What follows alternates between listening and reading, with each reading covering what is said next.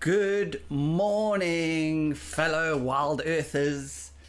It's good to be back, and welcome to Live at the Waterhole with us here at Wild Earth.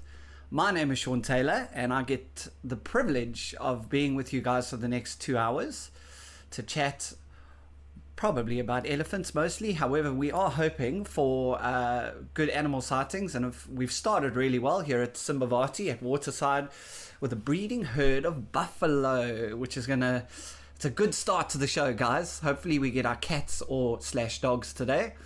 Guys, remember, I love talking to you guys. It makes my day when you guys send us any messages or any questions.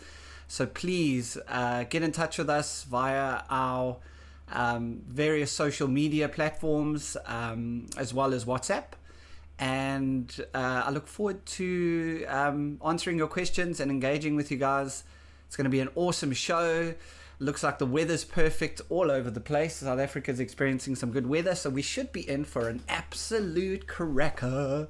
So let's start off here with our buffalo, who have decided that 11 o'clock is not their time to be at the waterhole, so they are leaving, which is quite rude, not very tourist friendly, I must say. But when the female says let's go, the lead female, they go.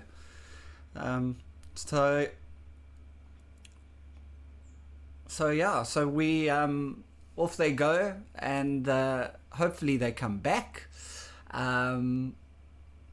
Was nice seeing them anyway. Hopefully they come and have a drink or lie by the waterhole. But until then, let's shoot over to El Doño, where if there aren't any elephants, something is very wrong.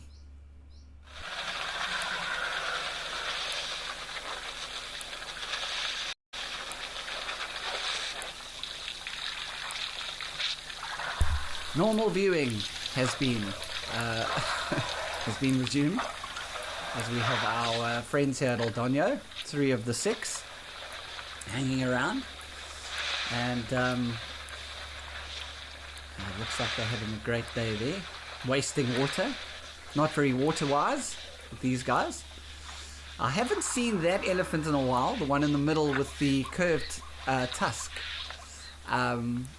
I know you guys have names for the elephants. I'm shocking with names. Very, very bad with names. Great with faces, horrible with names. I think it's a guide quality. I think it's part of being a guide. So if you guys do know that elephant's name, or that elephant has been given a name, please just let me know. And I'll try and remember to write it down. But I haven't seen that particular elephant in quite a while, so it's good to see that he's back. Obviously his parents couldn't afford braces when he was younger, and now he has buck teeth. And listen, I'll be honest, that elephant looks like he's been through the wars. Who knows where he's come from, but he's got a broken ear. Man, I'll tell you what, he could tell some stories. So now, guys, the theme of the day. As you know, I always have a theme for the day, and the theme for the day is what do the various animals think when we drive up and turn our vehicle off? What are they thinking? Or do you think they look at us with the same amount of interest as we look at them? Do you think they look at us and go, oh no, there's that weird thing again, that stinky thing that makes a noise. We're not going to get away from it, so we may as well just carry on with life. What do you think they are doing? And be specific. Let me know what you think the elephants think, what you think the cats think. I have some thoughts on it here and there. And yeah, let's get involved, guys. Let me know via WhatsApp or our social media platforms. Let me know what you guys think the animals are thinking when we pull up in our various vehicles, whether it be a game vehicle or the tiniest little rental car. What do you think they're thinking? Dark Main Lover, thank you so much. It's good to hear from you again. It's good to be with you guys, and hoping for a really good show. Now, I did my homework. Unfortunately, when I was younger, I couldn't have said that to my teacher. But for you guys, I did my homework. And on Tuesday, Neville, you asked me if, you asked in particular we were at I've forgotten the name of the waterhole now. It'll pop into my head now. But there were a couple of really big big bull elephants around, and you asked whether they were tuskers or not. And I said to you, I don't actually offhand know what qualifies as a tusker, but I've done my research, and I can confirm that officially a tusker is any bull elephant whose one individual tusk weighs 45 kilograms or more. So that's 100 pounds essentially. So any elephant whose tusk or tusks. So let me rephrase it. So only one tusk needs to weigh 45 kilograms or more. Generally speaking, both of them would be around about the same, but one tusk weighs about 40. So that could mean an animal carrying a tusk weight of 90 kilograms around both of his tusks, which is absolutely massive. You can imagine carrying around 45 kilograms or 100 pounds of a tooth around with you. It kind of puts it all into perspective. How do they carry that weight on their shoulders? Because the elephants carry about 60% should I say, of their weight on the front feet. That's why their tracks are round in the front and oval at the back, because 60% of their weight is on the front. But imagine 90 kilograms or more. I mean, that's me. Actually, that's just a few kilograms less than me, carrying me around all day. Gee whiz. It's unbelievable. Absolutely crazy. So, yeah, Neville, I hope you are listening. Give a shout out if you are. But that answers your question. And I did a little bit more research as well. And the largest tusks that are on record currently was a massive bull elephant that was found in the Mount Kilimanjaro area. So Mount Kilimanjaro would be East Africa, where the Lion King was filmed. And his left tusk, just his left tusk, was just under 103 kilograms or 226 pounds. And his right tusk was 97 kilograms or just on 214 pounds. And they were about 11 feet or 3.5 meters each. And that elephant is currently on display at the Natural History Museum in London. The British took him from us. How could they?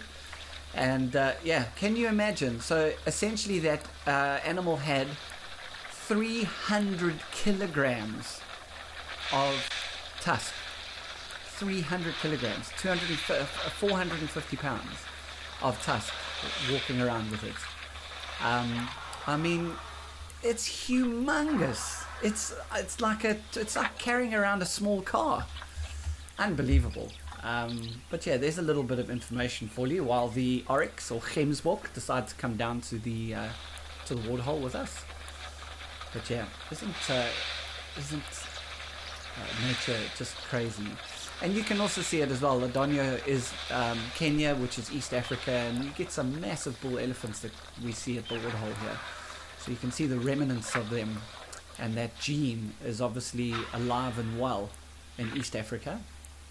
And I know there are currently in the Amboseli National Park, there are some massive bull elephants that are kind of raging on 7 tons, walking around with massive tusks as well. So yeah, unbelievable. If you hear me pronounce words incorrectly today, there's a reason for this. Just before we went live, I took a sip of coffee that was way too hot, and I have burnt my tongue, and it's sore. It's not a happy tongue at the moment. So if I blub at all, it's because my tongue is basically burnt off. So just excuse me. And this elephant is showing some what we call displacement activity. So head up, ears out.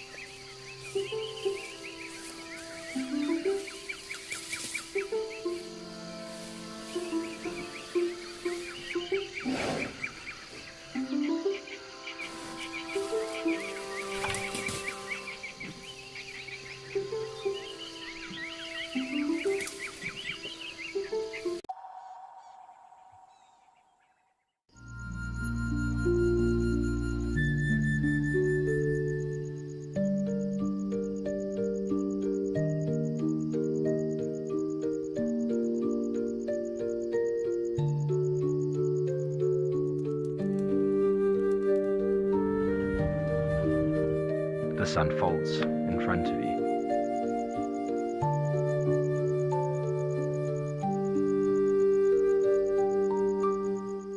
At Wild Earth, we believe every story has the power to create change. That's why we've launched the Wild Earth Impact Foundation, a non-profit dedicated to conservation and social impact. By showcasing conservation stories, we can change lives, protect nature, and empower communities. We have partnered with Empowers Africa to accept tax-deductible donations from US donors. Your donation will help fund critical programs that support our mission. Join us and be part of the change. Do you want to know why impala are the most common antelope we find here in the Kruger National Park? You can ask me questions like this in real time. Our safaris are live and interactive here in the heart of Africa. Join me on Safari Live. Connect with nature.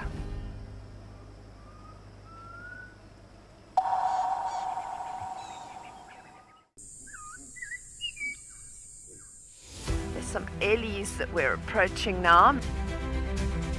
The light on her as well is absolutely gorgeous. So we are going to enjoy the rest of this sunset. Wow, this is absolutely crazy. And thank you for joining us. For myself and Cam, we will see you next time. Out here, every wild moment counts, and as a Wild Earth explorer, you will not miss out. Watch the Wild Earth channel ad-free 24/7, and you can even rewind if you have missed out on something. Enjoy the behind-the-scenes video clips as well as fireside chat, or get the early offers on our travel experiences. It's the best way to stay connected and be part of the Wild Earth family.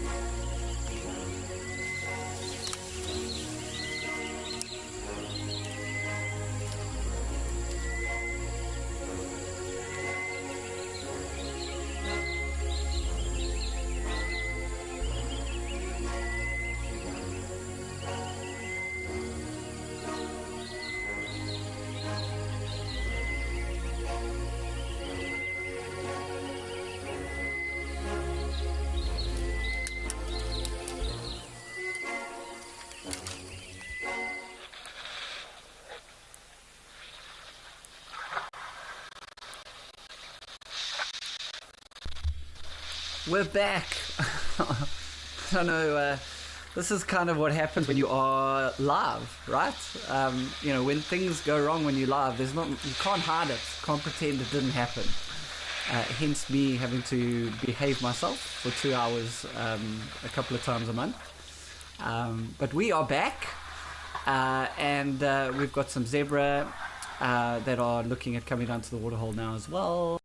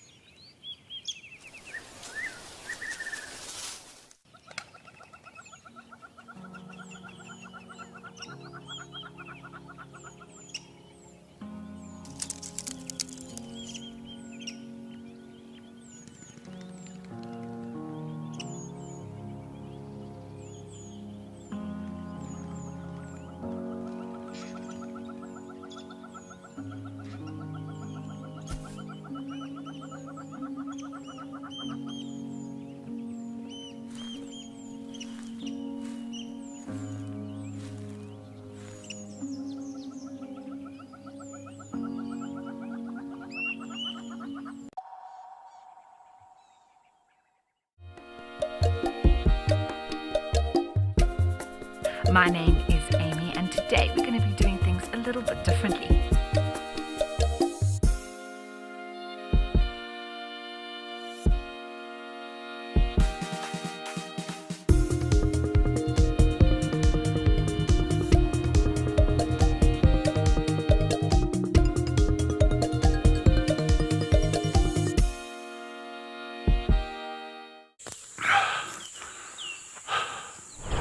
What does it take to handle the wild?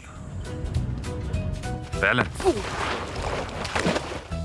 Determination. Focus. Yaku!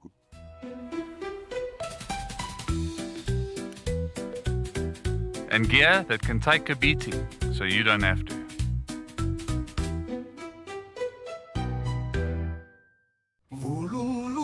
Would you like to know at what age a buffalo calf gets its horns?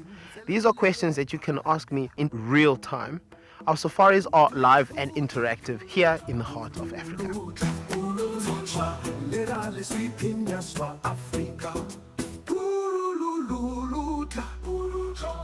Join me on Safari Live and connect with nature.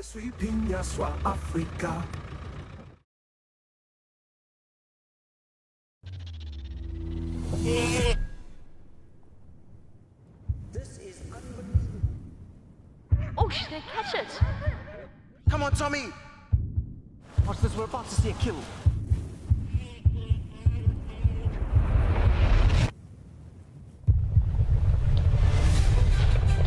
You can see how close he is from where I am.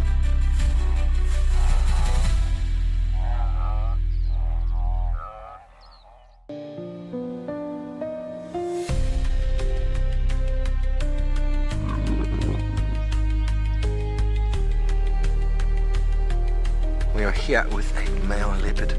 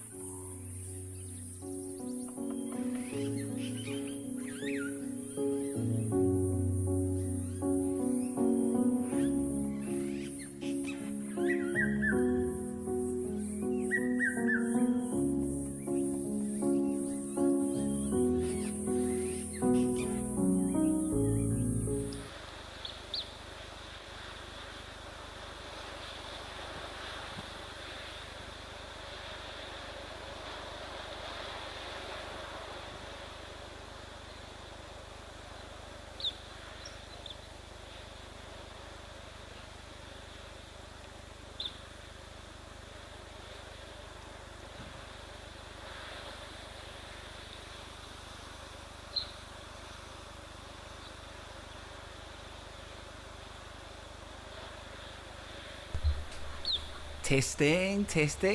1, 2, 3. Oh,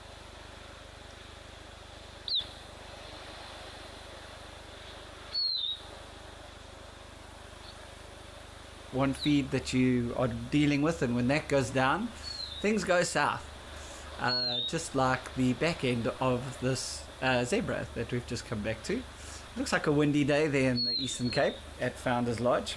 Hopefully we're going to stay back up, guys. I can't promise anything as we are live, but hopefully things stay on track. Thanks for staying with us. We'll endeavor to keep things going for the rest of the show. And remember, guys, to send in your questions and your comments to our various social media platforms and our WhatsApp as well, and keep it going. And I'm going to start with Victor, who sent in a message just before we lost our feed. Victor, you asked me, can female elephants be tuskers? So Victor, no, they can't be tuskers, and the reason for that is just essentially hormones is the short answer for that. The males with their testosterone and just the natural evolution of things, they tend to have much thicker tusks. So you do get females that have got long tusks, but they're nowhere near as thick. So they don't. There are 1 or 2 organizations in Africa that will go by length, but it's not really then a true tusker. So there are a few females around whose tusks are massive in terms of length, but they don't qualify for that 45 kilograms each or more. And so just for that reason alone, unfortunately, they don't qualify.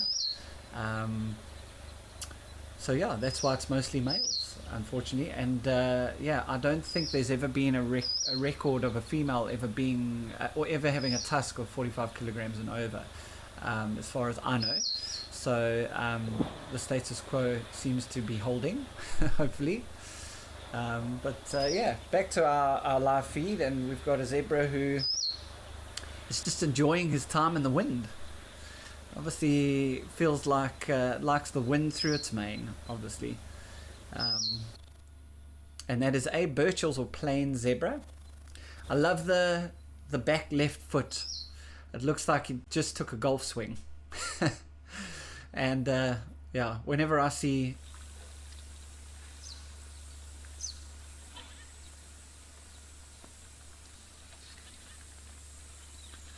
so we've gone. I thought we went again. We've now gone to Safari Hook. Bear with us, guys. I'm so sorry. Just technical issues today, technical glitches. But the best technical team in the world are on it, and we're going to try and figure it out. So we've gone to Namibia, to Safari Hook, one of my favorites. I love this waterhole. And we've got some springbok in the front, and we've got a nice breeding herd of elephant, a massive elephant there on the right, but a beautiful breeding herd here as well. So now I must tell you, when we went down the first time, it went down and the tech team moved straight to the screen that you guys normally see when we're not live, and the first picture that came up on that screen were of wild dogs. So as it came up, I gasped and started talking about the fact that there's wild dog on screen, and then realized at like 5 seconds later that actually we weren't live, and I was. So me and my chihuahua here, we had a great sighting of wild dog. I don't know about you guys, but I had a good laugh about that. I thought my dreams had been answered. But it's always good to be back with our Namibian friends here at Safari Hook, and the guys having a dust bath. You'll notice these ellies are a different color, and it's just because of the dust that they throw on themselves after they spray themselves with water. The dust is a lot darker, got a very high salt content as well, actually, at Safari Hook, the soil itself. So it's not uncommon, actually, at this time of year to see the animals eat. It's called pictophagia, and it's where animals will eat basically the sand. So sand, bits of soil, and they chew it for the minerals within that soil, in particular salt. And in some areas like Hawangi, they actually put salt licks down for the animals, because the sodium, that, you know, especially for your bigger animals, they're losing you know, so much water during the day with the heat, that just like human beings, all mammals, salt is very, very important. When I run marathons and ultra marathons, and if the temperature is over 19 or 20 degrees, I've got to carry salt tablets with me. Otherwise, it's amazing how much of a difference it makes if you do not keep your salt content going. And so it's very important for these guys to do it as well. You see the stunning springboks coming down here for a bit of a drinky. Beautiful male that's just come in from the right. You can see there the male and females. The males are a bit bigger, but their horns are also a lot thicker. Whereas the females have got very thin horns. That's the way you can tell the difference between the males and females of the springboks. Ellie, thank you so much. Thanks for tuning in and staying with us. I appreciate it. Yvonne, I just saw your message, so I don't know whether you and I are just intuitively connected somehow. Because I think it came up while I was chatting, but you're asking, is it common practice to put salt licks at the reserves? In certain reserves, Yvonne, it is, yeah. So some reserves will have sodic sites, or areas where there's not a lot of grass growth because of the salt content in the soil, and the animals will get their salt from that soil, like I was saying. But yes, as you go further north, into your sub-Saharan Africa, where it's a little bit drier, it is quite common practice for the guys to put down salt licks for the animals, for sure.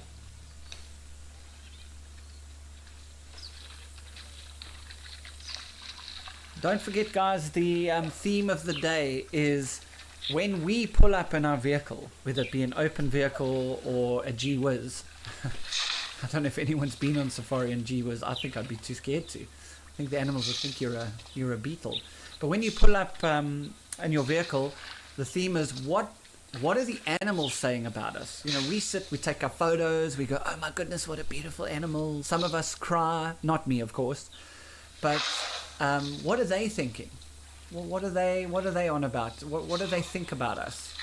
Wildlife Lady is saying that most animals would say something different to watch and observe humans in a tin box. It's very true, because we're kind of like we're in a box essentially when we're driving around with them. And of course, I can tell you as a guide, look at this elephant. Oh, great! As I say it, we just get photobombed. So he's digging up. I'm wondering whether she is not trying to get to some of the salt content there. We've got lots happening at the waterhole. We've got a big herd of oryx or gemsbok that have come down as well. We have these two elephants here that are having a bit of a meeting. Notice the trunk going up, the touching each other. There'll be communication that we're unaware of. Their communication is subsonic. We can't hear it. But there'll be lots of communication going on there, and by the looks of things, these elephants know each other, and they're just greeting each other. How cool is that? It's like running into an old friend at the pub. Hey, what's going on? I haven't seen you in ages. You're covered in mud, just to let you know. Something on your head.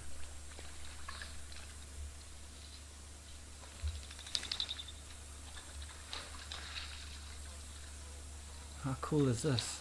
It looks like a really hot day at Safari Hook. We've got some oryx, we've got some zebra, we've got springbok, we've got ellies. How cool is this, guys?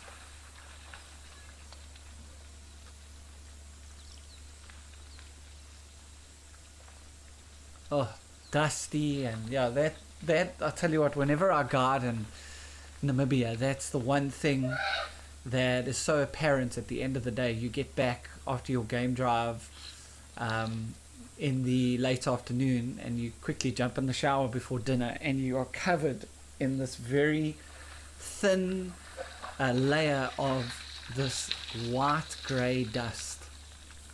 It just gets into everything, and then you know you're on a real proper safari. I love it, absolutely love it.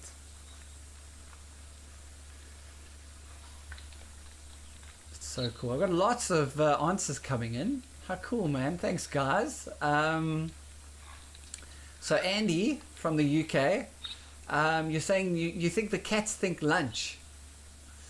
I hope not, because I'm quite often on foot, Andy, so I'm really hoping that you're wrong about that and they don't look at us and go, lunch. That would be a huge problem. And you're thinking the wise elephants are just like, what are they? What are these weird things? And I agree. I'm sure sometimes the animals must look at us and just be like, what is that? It's like a baboon, but it isn't. It doesn't have any hair on it. It must be freezing cold. What's wrong with it? What is it doing? Driving that weird thing around? There must be lots of questions. And then Ellie, you're saying the first question they ask is, how do they walk such long distances on just 2 legs? That's true. It's true. We should own that, actually. We should walk around more and show off just walking around on 2 legs. And our opposable thumbs. Although in this day and age with phones and social media, I wish I didn't have opposable thumbs, actually. But we can show off our thumbs and the fact that we can run around with our legs. They'd probably get quite jealous.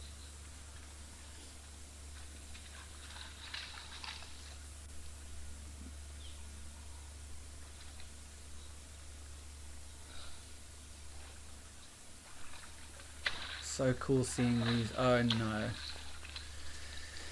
Here comes trouble.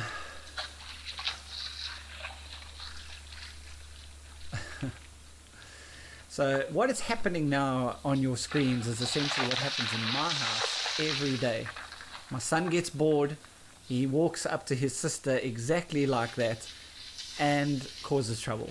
And I have to be like, please stop it. And then it ensues for 10 minutes. Exactly what just happened now. So I'm guessing that elephant either is just messing around, which they do quite often. That's just a dominance thing, basically just exerting dominance. Sometimes they do it because there's a spot that they want to drink at, but I don't think so. I think this elephant's actually coming to say hello to his mates. He's changing bar stools.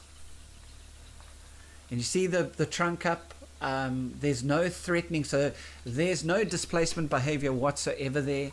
You see the ears are not out, the head is not up, the trunk is up trying to smell. That obviously looks like where the water's coming in there. But did you see that almost submissive behavior? We're so used to El Doño seeing the elephants coming out with their big ears out and their heads up. And trying to exert dominance. So you see that one came across as submissive as possible, and you saw the reaction. And now regular viewing ensues at the waterhole with the springbok and the oryx.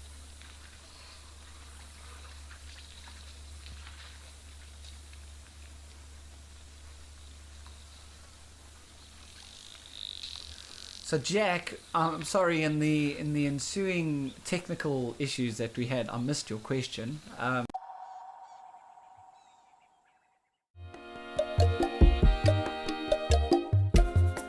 My name is Amy, and today we're going to be doing things a little bit differently.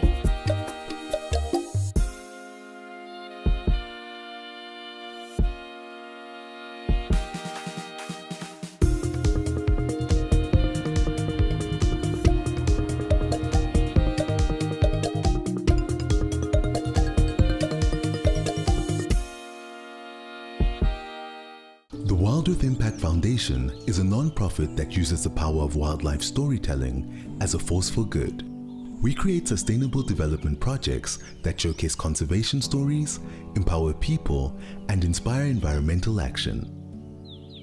As a registered South African PBO, you can make a tax-deductible donation to the Wild Earth Impact Foundation.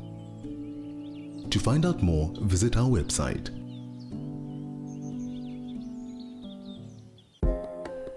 Would you like to know the difference between a male and a female wildebeest?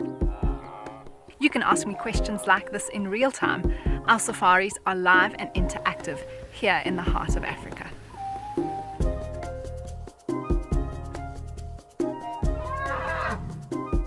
Join me on Safari Live and connect with nature.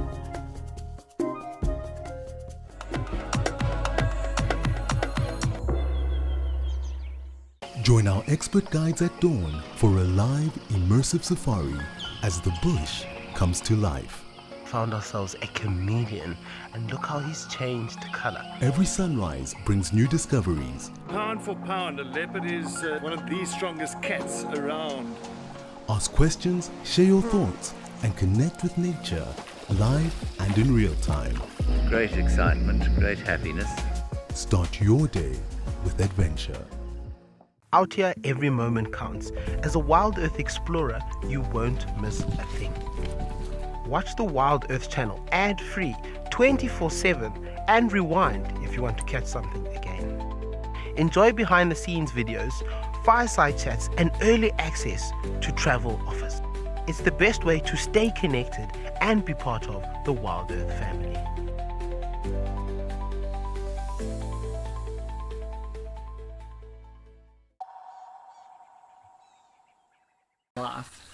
Their head drops, so the muscles around the shoulders start to get tired, obviously carrying that massive skull and tusks and everything in the trunk of that elephant, and the elephant head drops below its shoulder line, and it gets almost like I call it a granny hump. Is that wrong to say? Can I say granny hump? I think I can say granny hump.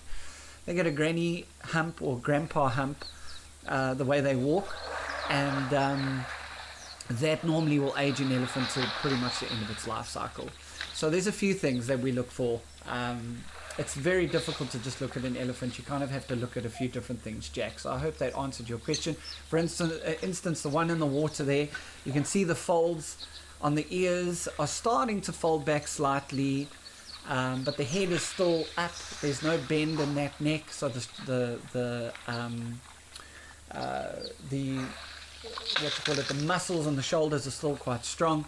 But of course, the area that this animal is in doesn't really have much opportunity for softer vegetation, unfortunately. So I have to go by the head and the ears, and by that I would say this elephant is probably in its early 40s. That's how I would age this elephant. I'd have to look at its identification document to see if I'm 100% correct, but for the time being I would say early 40s. And it's sunscreen time / getting rid of the flies time for this elephant. And what's interesting with elephants as well is when they come to a waterhole fairly regularly like this, they have areas that they drink, and they have areas that they have mud baths like this. You'll see that they go into the same area all the time to do it. There's some warthogs coming down as well, and it's because they won't drink where there's a lot of mud. They don't like it. And so they'll hang around one section of it just to dig up the mud, and then they'll move across. So if this elephant decides to drink soon, it'll move away from where it's been covering itself in mud, because it doesn't like the mud in the water. Picky. At least it doesn't burn its tongue on coffee like I do.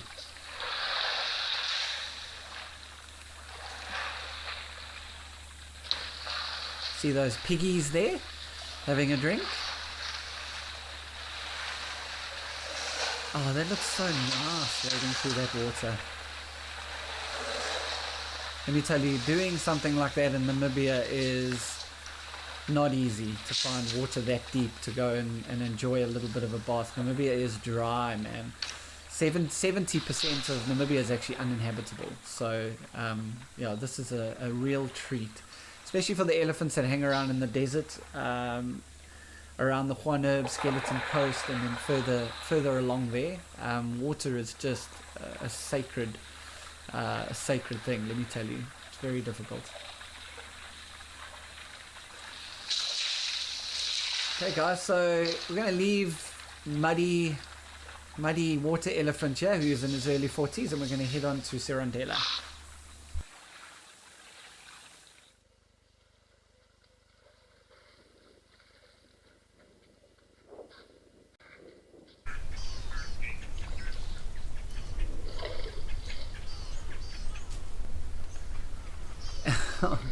Elephants.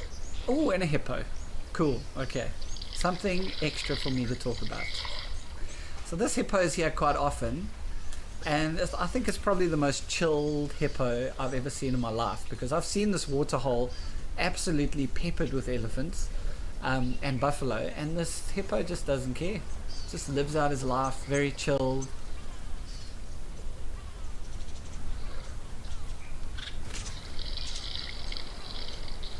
Looks like a really hot day that side. Very, very hot day.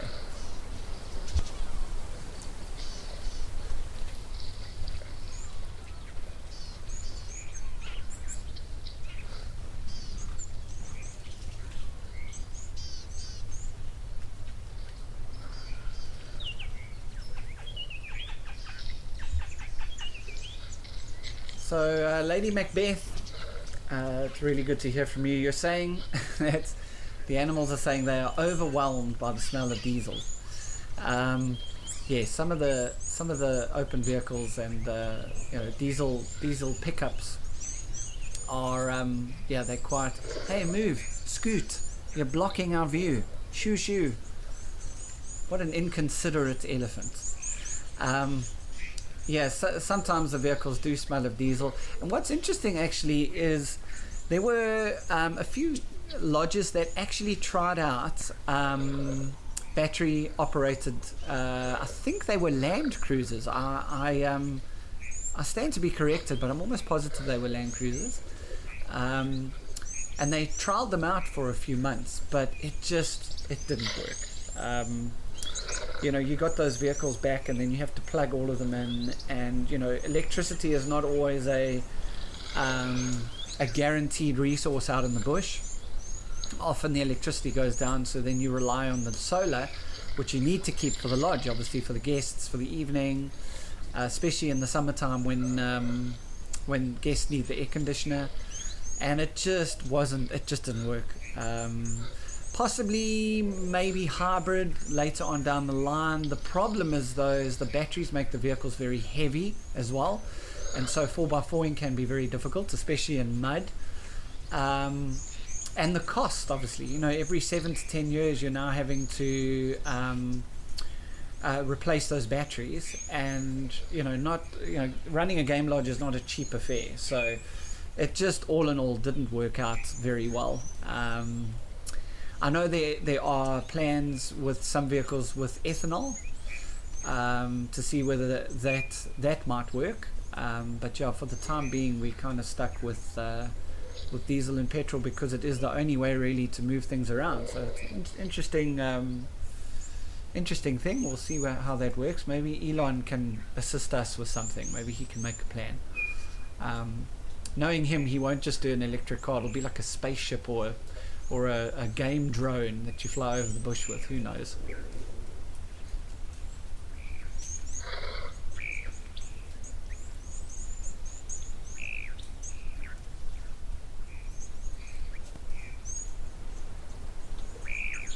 So Ollie, thanks so much for your question. You're asking me how do you know the difference between a male hippo and a female hippo? So Ollie, when they're in the water, it's almost impossible, to be honest with you, to tell the difference. That male hippo, there's definitely a male hippo in the water there. It's not a female, and the only reason I know that is because you see he's marking. You see he's flicking his tail and spreading dung. That's a territorial thing that they do. So females don't do that. It's the males that break their dung open like that. So that would be a male, but just by appearances, it's very, very difficult to tell the difference until they are out of the water. The males are humongous. They are massive. And the females are a little bit smaller. And what's interesting with hippo is because the males are so big, you know, they could weigh up to 3 tons, sometimes even more than 3 tons.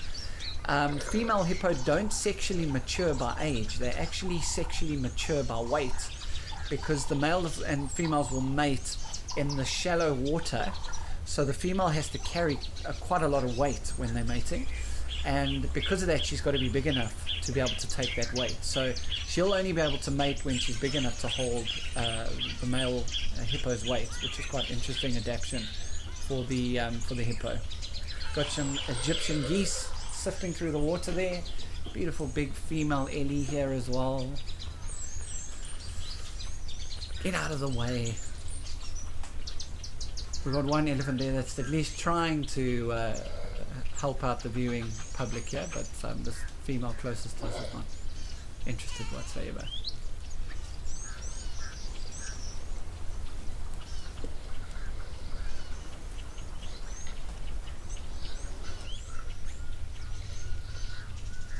All going into the shade. It tells me that it's really hot when the ellies go into the shade like this. It's not uncommon, so especially when they've got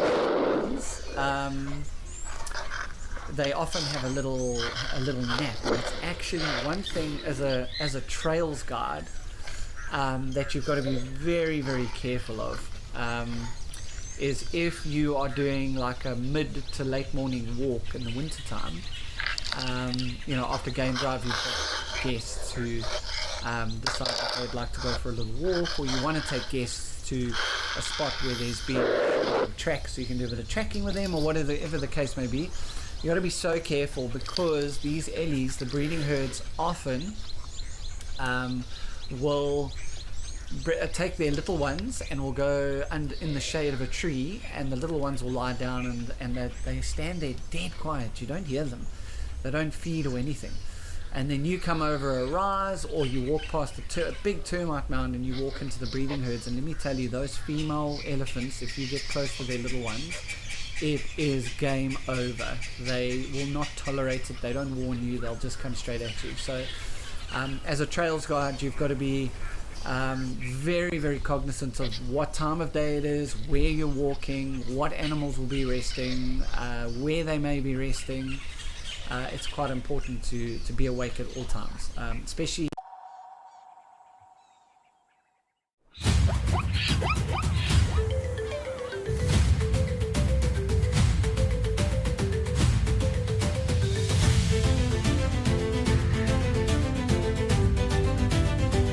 Oh, wow.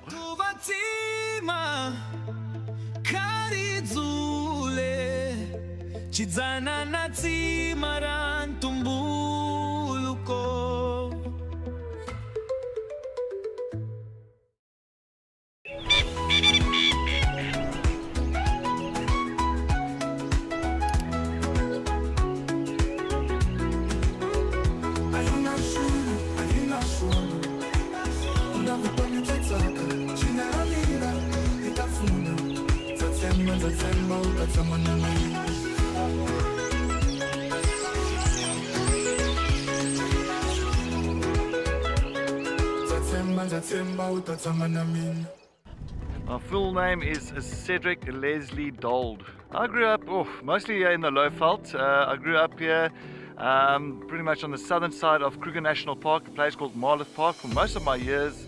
Something surprising about myself, I did play drums in a band for many years. Best sighting I've presented, we found Columba and the 2 cubs, and the cubs are just way big. Ah, the bush, full of beauty, wonder, and absolute chaos.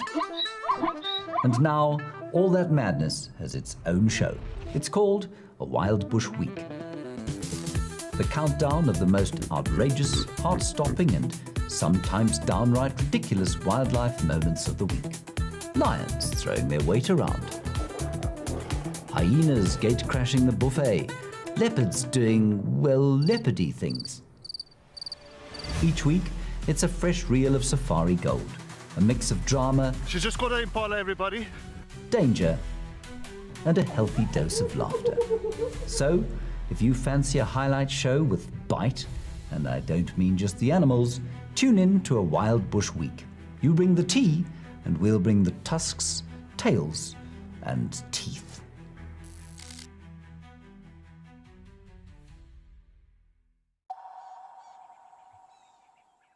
Amazing job, and I have touched elephants before, and if you're wondering what they feel like, so they have very small little black hairs kind of dotted around their body. It's like a bristle. It's like one of those hard broom bristles. That's what it feels like. And the hairs on their tails feel like a weed eater or a weed whacker, as they call it in the States. The plastic that you connect to the weed whackers to cut the verge, that's what their tail hairs feel like. It feels like plastic, hard plastic. And then their skin is I wouldn't say it's rough. It's how can I describe it? It's it's smooth to a point, but you'd be shocked at how absorbent it is. So, if you take a bucket of water and you throw it on one of these elephants, the water just gets absorbed. Nothing drips off. So if you throw it on its back, the water might run to about halfway down the elephant and then it disappears, it's gone. So nothing falls on the ground. It's amazing how absorbent their skin is to anything, any water or any mud. And I think that's why you often see them chucking mud on themselves, because it absorbs into the skin and keeps them nice and cool. And under their feet, it's actually really soft. A lot of calluses, as you can imagine, but it's quite soft and springy, almost like a little shock absorber. But that's because they communicate via tummy rumbles that are directed into the earth, and they communicate via those rumbles, so they feel it in their feet, and that's one of the reasons they communicate. So they need that soft. Check this elephant. What is that? How cool is this, guys? He's obviously picked up a smell with the camera. Maybe they were adjusting the camera or something to that effect. And she's having a smell.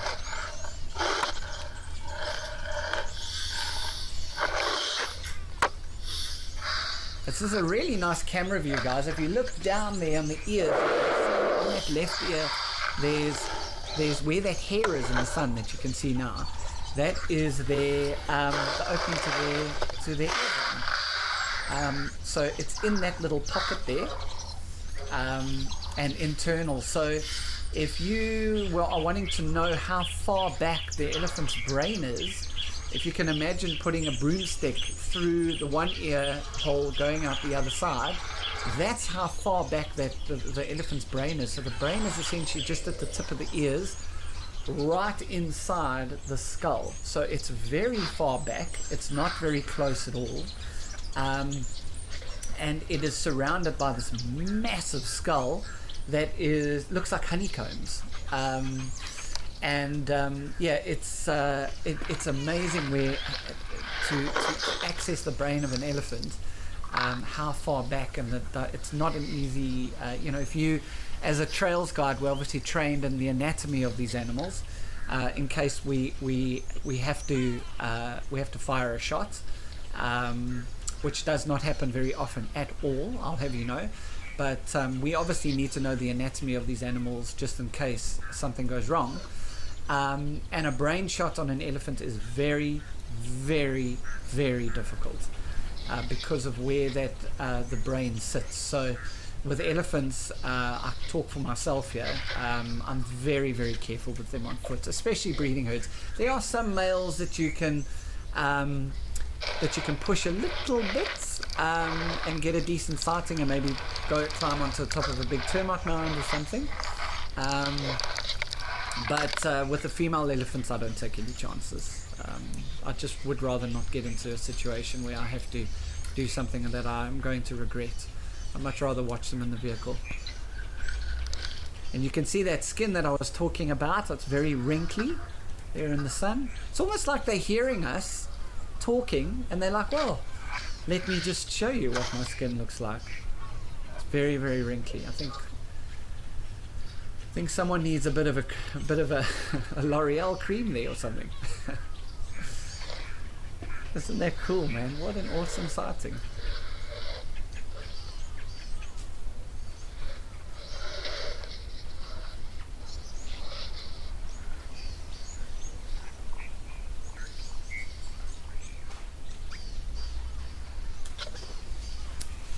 Check those big ears, that the big Africa-shaped ears that they've got. If we get a back angle of it, maybe one will hear me and show us the back of the ear where you guys can see the veins that will get cooled down, that cool air when they flap their ears. That cool air that goes over the veins is how they cool themselves down. The veins sit right at the top of the ears there, and with them flapping the ears, they pull cool air over those veins, which of course takes the cool blood to the heart and is pumped to the rest of the body.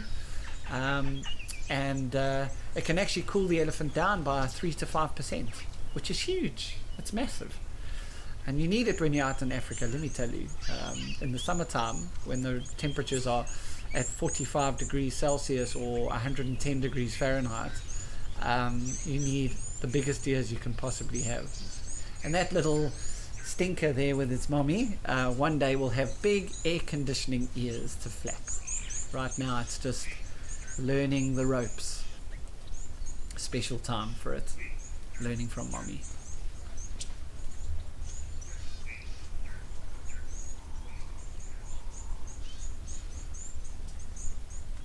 So Nina, you're asking a very valid question. You said, have the Ellies moved the camera? Yeah, they did. We had one female that came and decided to, she wanted the camera on her. She's obviously a bit of a diva, wanted the camera on her, and but luckily the camera's on an automated swivel that the guys can control, so that's just adjusted now. Same camera, but now obviously having a look at the Ellies in the bush, all is good. Luckily she didn't rip it off the hinge or anything like that.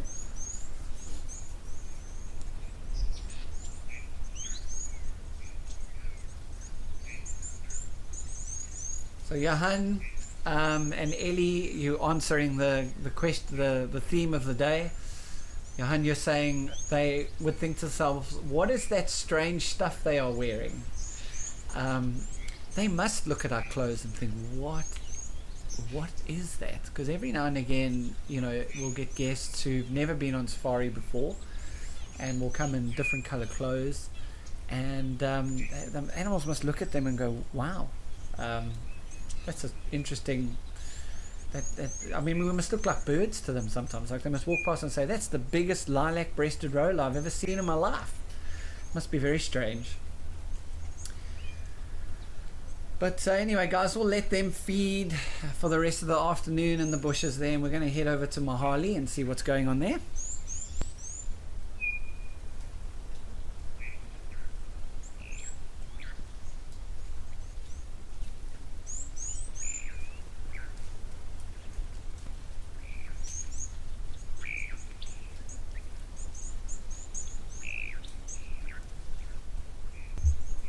And we've got some lesser masked weavers that are busy building their nest.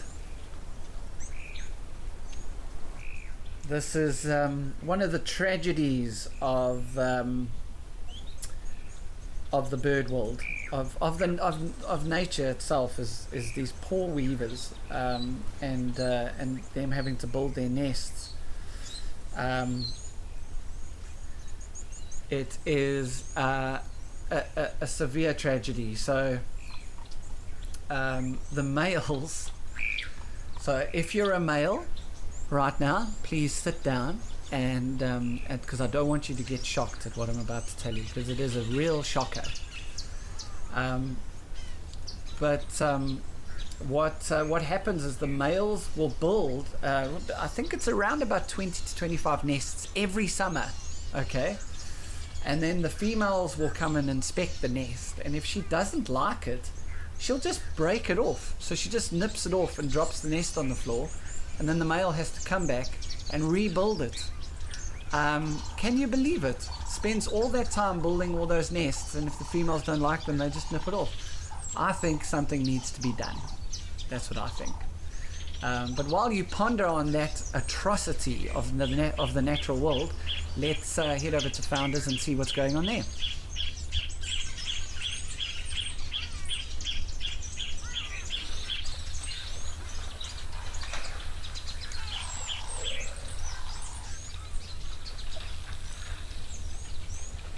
My apologies, we've actually headed over to Safari Hook.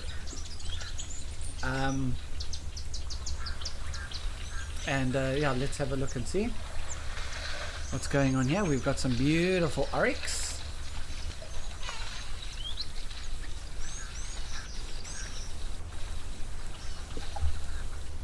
I love these guys. One of my favorite animals. And you can generally tell the males and females apart. With the males, both females and males have got horns, but the females have got very long, thinner horns. So the males have got kind of a bit sturdier and a lot thicker. So besides the obvious, that's the best way to tell who's who.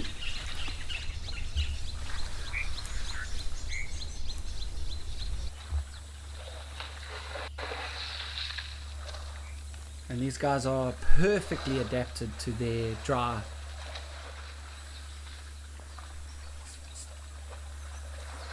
So we're gonna go back to the weavers and go check them out, and I'll give you guys some more information on them while these guys drink.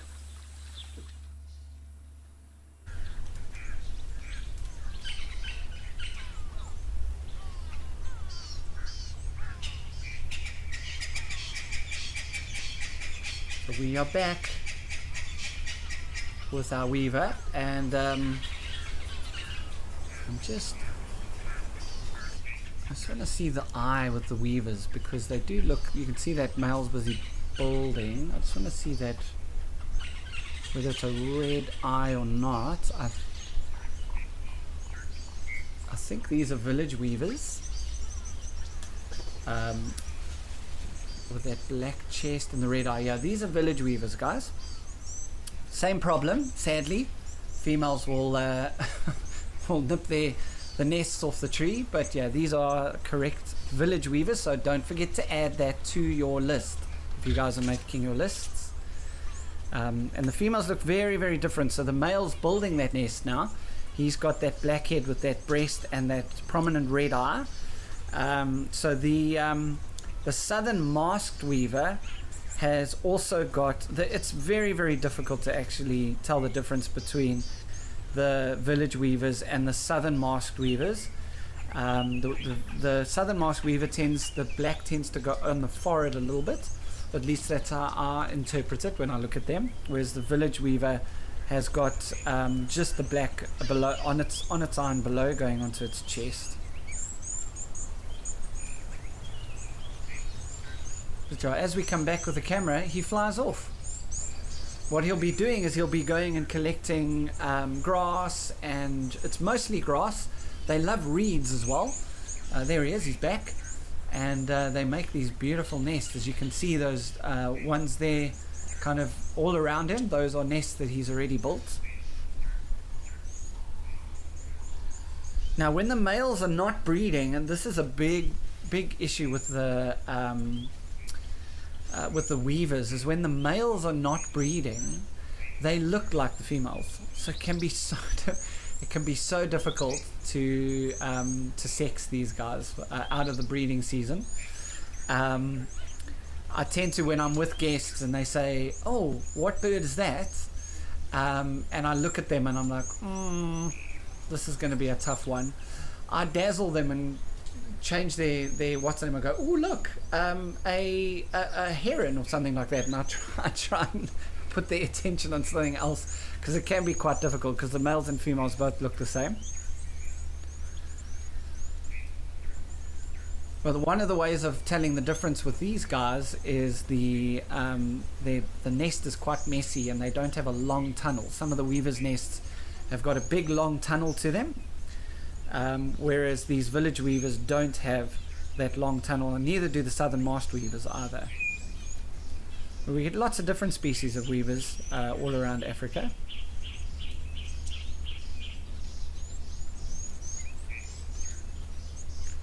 And these guys will breed in very, very, very big and noisy colonies. I've actually seen village weavers. There was a spotted bush snake that was trying to get into one of the nests to take one of the chicks, and it just erupted. It was like bird UFC, and the bird started hammering the snake and swarming the snake to the point of the snake actually fell out of the tree and went on its merry way. So that's part of the communal living. You know, when you're living like this together, you can get rid of things like that. Whereas if you have one nest, it's very difficult to mob a snake or a monitor lizard or something like that comes in for the eggs or the youngsters. And this is their breeding season now, so they'll breed all the way through to the middle of summer, so like January, maybe beginning of Feb, but not really past that. And they're, like I was saying, the male builds all these nests, but they practice polygamy. So he'll have quite a few different females. I think the golden number for them is around about 5, but I have seen them with more. So he's a busy boy, hence the 25 nests that they'll build sometimes during the summertime, trying to please all his ladies. It's amazing watching him weave that nest. It's just so there's a female there that's just come in. You can see how different she looks. A bit of grey there, doesn't have that black mask. It's really cool, man.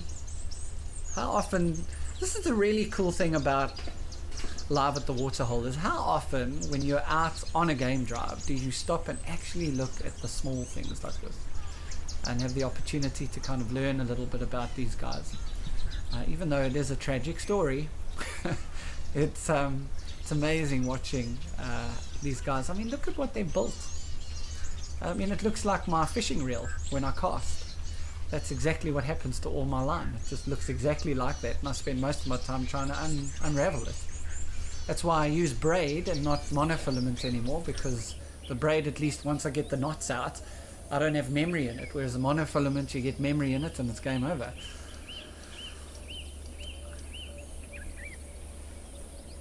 So we've moved over to Olifants. The feed was giving us a bit of trouble, guys, and we've moved over to the Olifants River, or Elephants River. Olifants is elephant in Afrikaans. And we have a dinosaur lying in the water. That looks like a really nice, cool spot. Looks like a female crocodile. The reason I say that is the females tend to have a longer, pointier nozzle. Or nose area, whereas the males have a very large, kind of wide, rounded nose area or muzzle. So this looks like a female.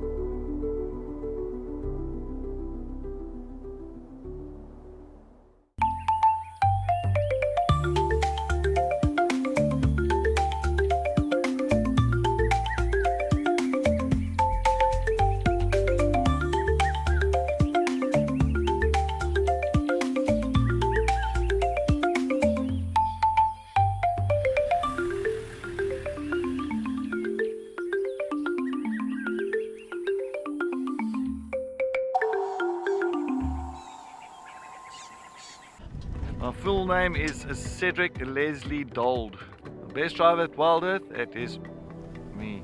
I believe I'm the best driver. I think so, because I've... best part of my job, I say, is just to try and look out for these animals, track them down. I love tracking animals. I love looking for, you know, fresh tracks, and if you can find them, it's just at the moment of accomplishment. If I wasn't a presenter for Wild Earth, I would be the drummer for AC/DC. And that's it for this morning's drive. She's just got her Impala, everybody.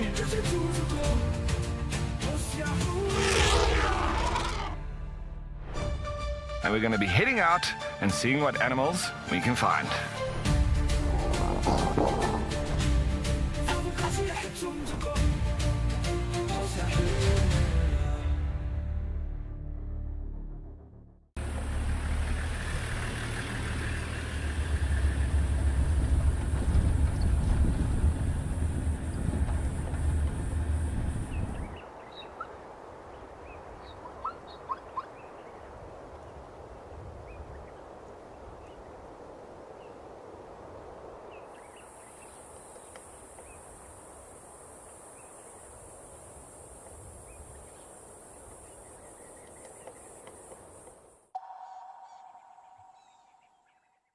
My mind. Apparently they say on average it takes about 11 hours for these weavers to start and finish a nest. 11 hours. Can you believe it? Half a day it takes them to build these nests. And there's quite a few of them now. Some males, 3 males that have come in. The maintenance crew are back. But yeah, 11 hours, that's not bad, eh?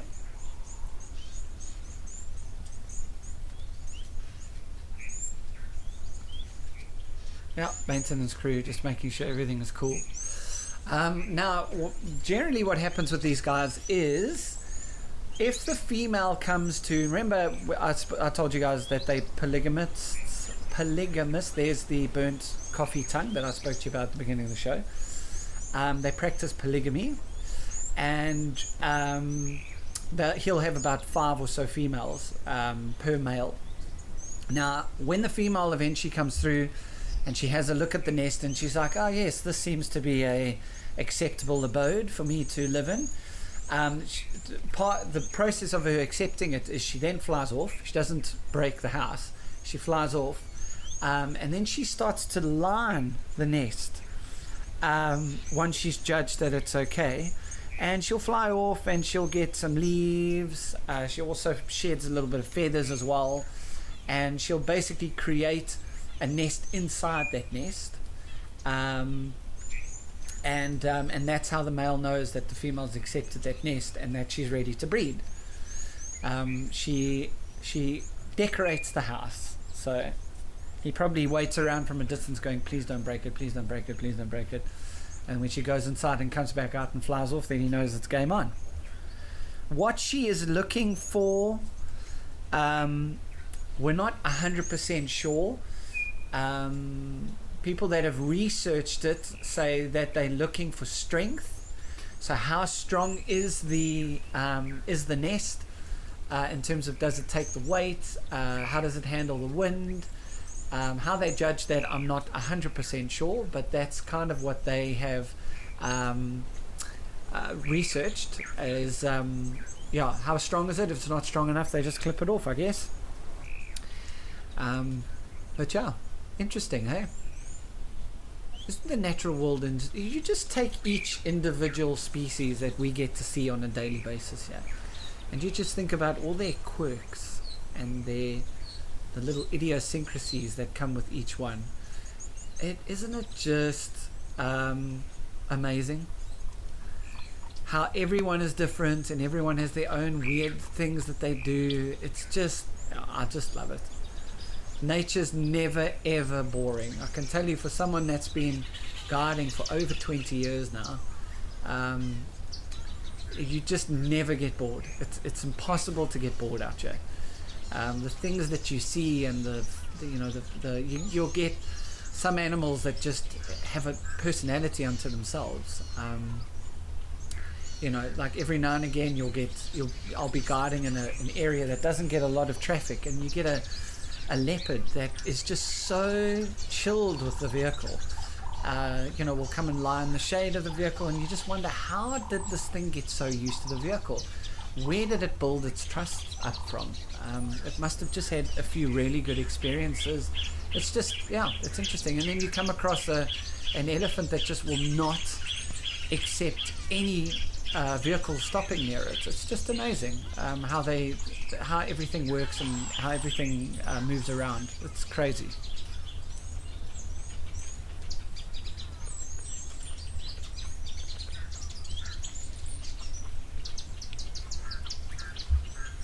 So guys, we're going to move on. I hope you enjoyed our little lesson for birding today. I sure did. We're going to move on and go see what else is out there.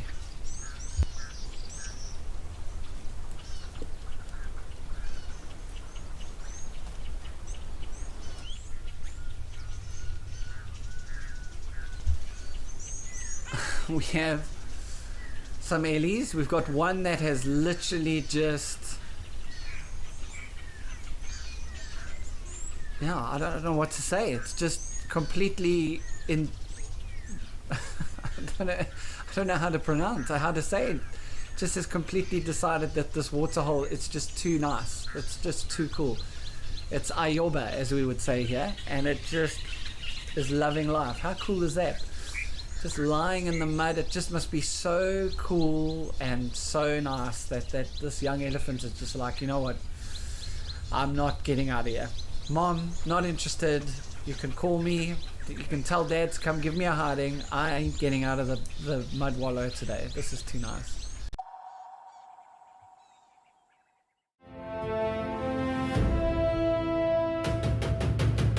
Oh, yes, there's a leopard. I've got a leopard here. My name is Cedric, and behind the camera with me we've got Muscles and Paul. Well, it is Feline Friday.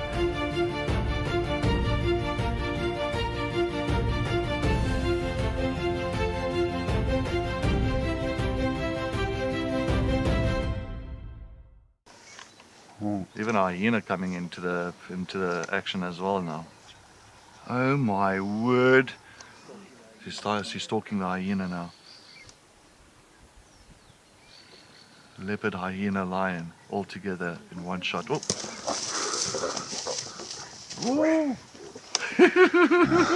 This is action-packed.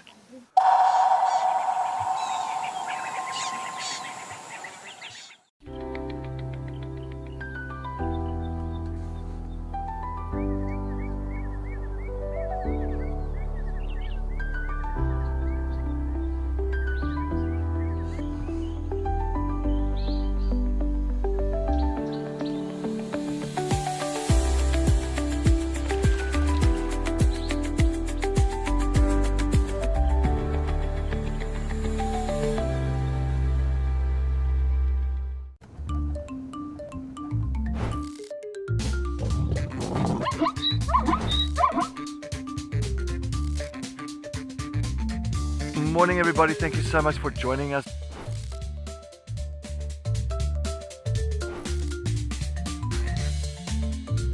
Wow, that was amazing everybody.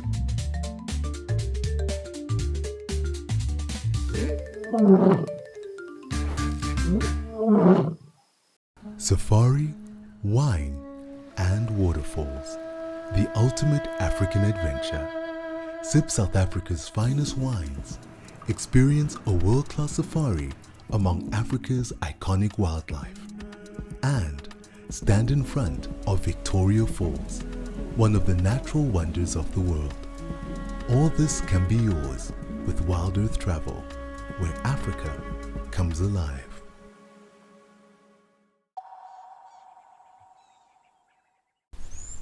It doesn't, Christmas when it's really hot doesn't lean itself much to a big dinner. I don't know about you guys, but I mean, I love it and we do it anyway, but it gets, sometimes it's, you know, you open gifts and then you start doing dinner or Christmas lunch and it's already 30 degrees and you're now trying to use the kitchen. trying to cook and it's 30 degrees Celsius. It's just, yeah, it's not fun. Oh, that one is done with the spa day. Now, you know how many people will pay for what that little elephant has just done? You know, there's some people out there that will pay hundreds, thousands of rands actually, or hundreds of dollars to get that kind of exfoliation and mud treatment or whatever, and that elephant just did it free of charge.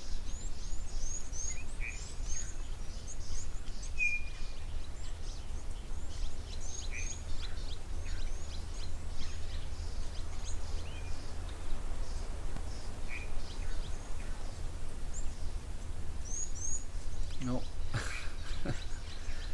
Drink time, Mom.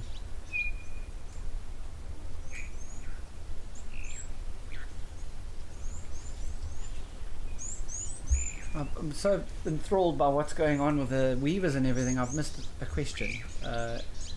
Erica, thank you so much for your question. You want to know, will the Cape weavers build so many nests as well? So yes, Erica, my apologies, Erica, the Cape weavers do. So with the Cape weavers, the males actually sometimes have between 7 and 8 females rather than 5, as we watch this elephant. I don't know if it got much milk there, but anyway. But yeah, the Cape weavers will build. They've got a lot of females and they have colonies. And the colonies, there'll be around about 15 to 20 of the males with their females, and then of course the males don't always just build one nest. So the colonies are massive. So yeah, generally your weavers are sociable birds, Erica, and most of them will live in massive colonies. And France, you're saying the Ellie sure know how to have fun. 100%. They know exactly how to have fun. That looked like amazing. So guys, we're going to head over to Tembe Elephant Park. We haven't been there yet today, so let's go see what's going on.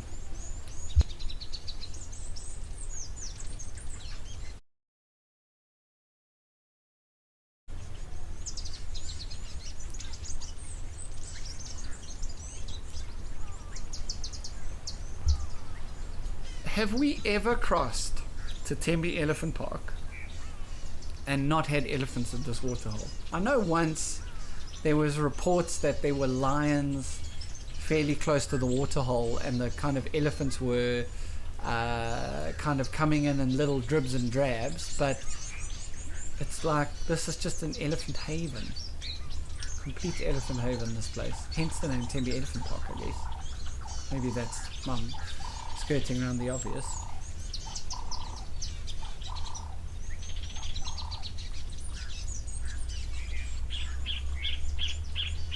I see, judging by the water at the bottom right hand corner of the screen, there's an elephant walking through or having a swim, or something is happening that side. So this is not that far from me as the crow flies, and I can tell you it is an absolute stinking day here, although the wind is starting to pick up a little bit, but it is a very, very hot day here. And actually after this broadcast I've got to go and fetch my son, and he's playing a cricket game, but he's going to die. I'm going to have to remember to go and get him a drink before I pick him up, otherwise I'm going to have this, Dad, oh, I'm going to dehydrate.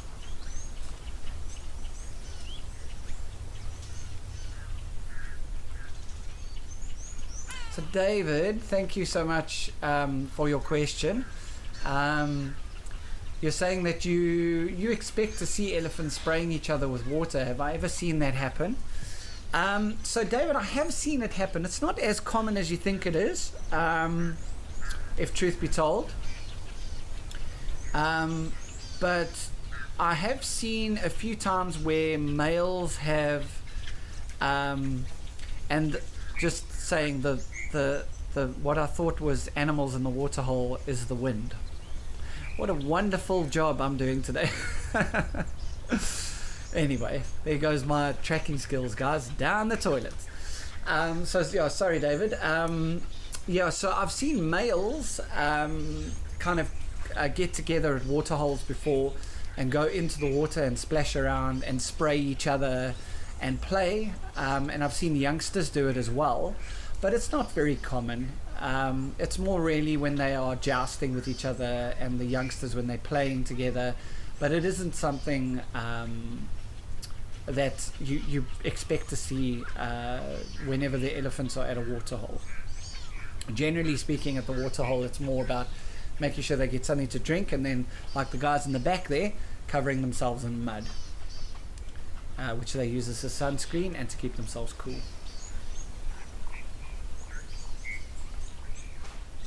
Beautiful young male that's walking past the camera at the moment in the foreground. Big, beautiful boy.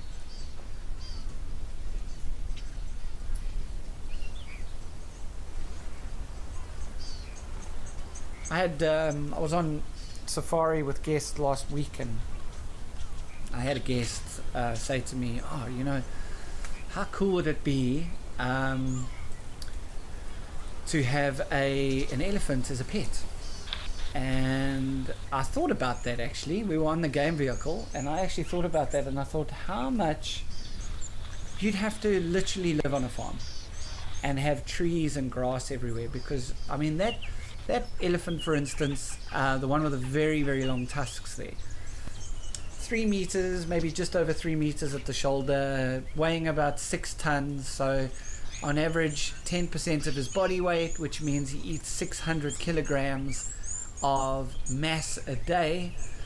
I don't think currently my garden has 600 kilograms of mass in it, unless he threw both my chihuahuas down his gullet, but that's only 3 kilograms added in. So yeah, just imagine that. Just think about your garden as it sits now, and think about whether you have 600 kilograms in your garden to feed that elephant just on one day, and how much food you'd have to import every day, or buy every day, to keep that elephant happy. Wow. Yeah, you can just imagine these elephant sanctuaries and zoos that have got elephants, how much money they spend on feed. It's just next level, isn't it? Lady Macbeth, you were saying you once saw an injured wild dog at this waterhole. Hopefully they sorted that wild dog out, and that actually is an interesting discussion. So on my last safari last week, we were looking for rhino, and we came across a zebra that had an open fracture on its front right foot, and it just couldn't put any weight on its leg. And one of my guests said, "Well, would you now report that, and will the vet come out?" And the answer to that was no. And the reason is because in Africa, funding is obviously very tight, and the vets can only really deal with the animals that need us the most. So we're talking about your endangered animals, like your wild dogs and your cheetah, or animals that are introduced into an area that are needing a little bit of help. So say, for instance, you introduce sable antelope into your area, and one of the herd gets injured. You would go in there and try and assist them just to keep keep the genetics strong. But that zebra, a lot of the reserves in Africa will keep Mother Nature's balance running. So if that animal gets injured, that animal either recovers or it gets eaten. And so the vets and the guys that run the reserves, the dedicated game rangers and other rangers, will keep things as balanced as possible.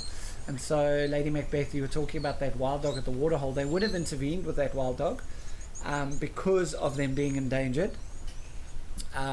So whatever they could have done for that dog, they would have done, whether it had been a snare possibly, or just a general injury. They will try and see whether they can fix it or not, and then we'll monitor that dog for a time period.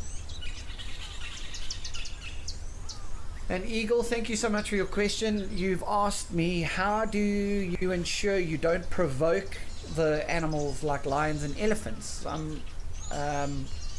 I'll give you two answers for that, both for vehicle and on foot. So Eagle, in the vehicle, it's just about respect at the end of the day. You know, you can imagine if you are, you know, walking around somewhere, you know, I say you and your family are outside on the curb, and you know, you're cutting the lawn or having a picnic or whatever the case may be, and someone zooms up in their car, winds the window down and enters your space very quickly. You don't like it. Remember, mammals are mammals. So yeah, we're very emotional, and we can critically think, but we also have very similar feelings and instincts to other mammals. So, you know, driving quickly up, slamming on brakes, making a lot of noise will put any animal off, whether it be birds, animals, whatever the case may be, mammals, elephants, whatever the case may be. So with the vehicle, it's very important to just respect the animal. And a good guide will always watch the animal as they drive up slowly. Elephants are very visual creatures. They will tell you if they don't want you there. They will shake their head at you. They will lift their foot up and wave it from side to side. They may trumpet at you. There are a few different things that they'll do just to warn you. So I'm going to carry on with this eagle, but we're going to head over to Founders quickly because we've got some rhino.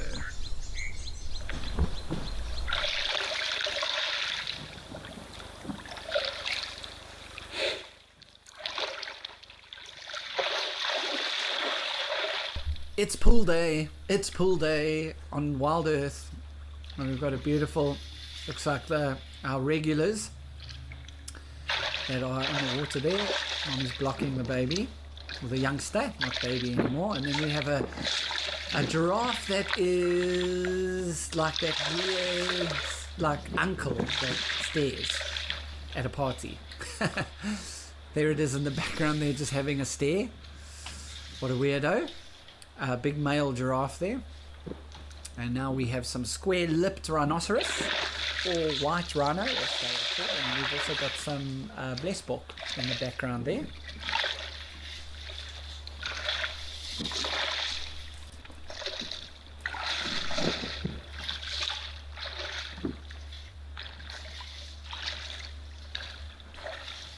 It's so cool, man. Unfortunately, Mommy's blocking the little one at the back there. We're just getting a shot of its head there, but yeah, little one's having a great day at the pool there. Mommy's just keeping a look out. Mommy's lifeguard.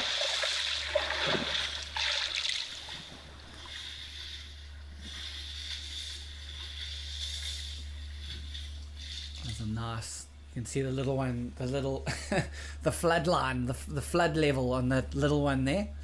How cool is this, guys? Beautiful. It's very, very windy there as well, by the looks of things. And then Eagle, listen, I'm going to answer the second part to your question. So the vehicle is just all about respect. On foot, Eagle, the game changes completely. We are walking upright, so our immediate posture is one of aggression.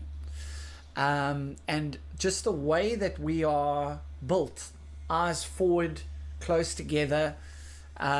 These are telltale signs. The way we move, they are telltale signs that we are predators. You'll notice prey animals have got eyes further apart from each other and on the side of the head, whereas predators tend to have more binocular vision with the eyes closer together. So the moment we stand up and start walking around, we are seen as an apex predator immediately. Whether we try hard it or not, it's not possible.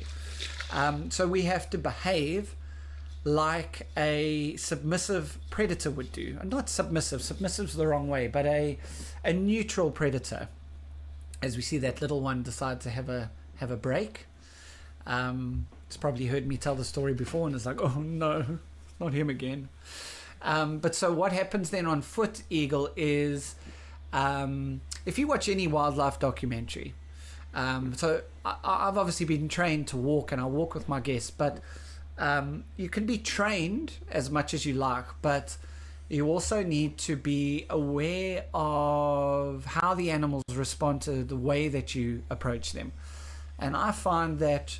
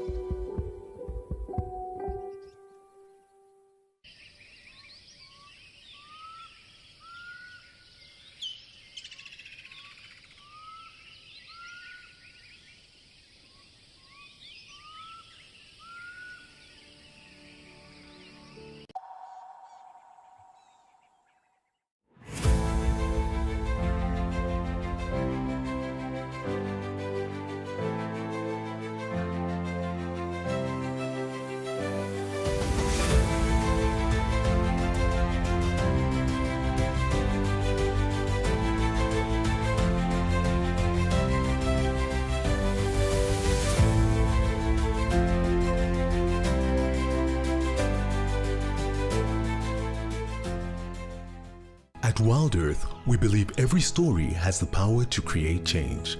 That's why we've launched the Wild Earth Impact Foundation, a non-profit dedicated to conservation and social impact. By showcasing conservation stories, we can change lives, protect nature, and empower communities. We have partnered with Empowers Africa to accept tax-deductible donations from US donors. Your donation will help fund critical programs that support our mission. Join us and be part of the change.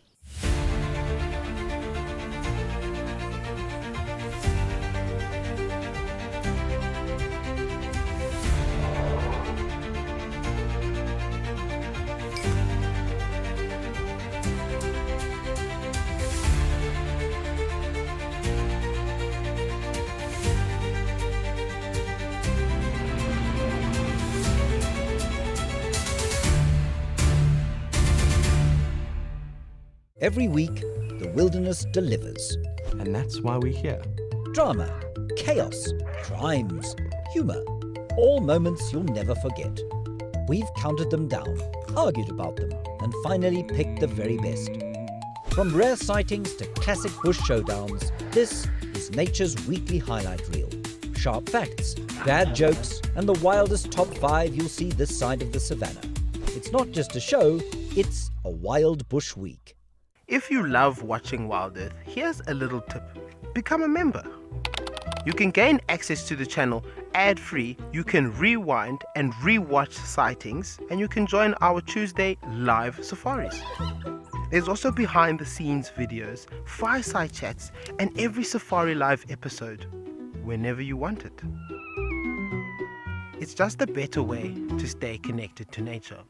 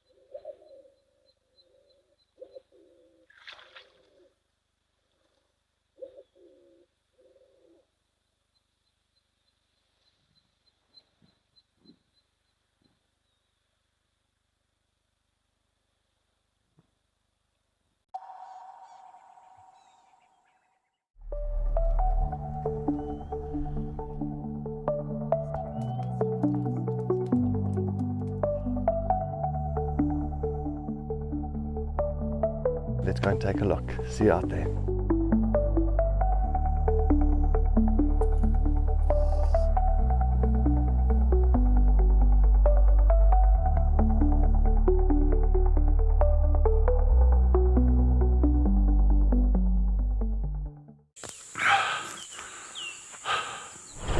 What does it take to handle the wild? Balance. Determination.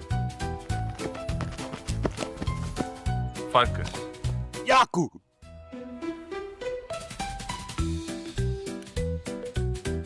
And gear that can take a beating so you don't have to.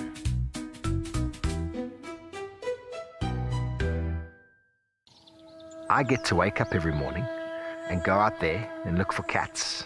I get to create my everyday safari for myself. I grew up in the sort of central eastern suburbs of Johannesburg, fully qualified trails guide and a fully qualified nature conservationist. I love the wild places. I love being in the wilderness. It's probably one of the best jobs I've ever had and probably ever could have. That is brilliant. Ria, you say the best kind of roadblock? Absolutely. Look at this. Hello, girls.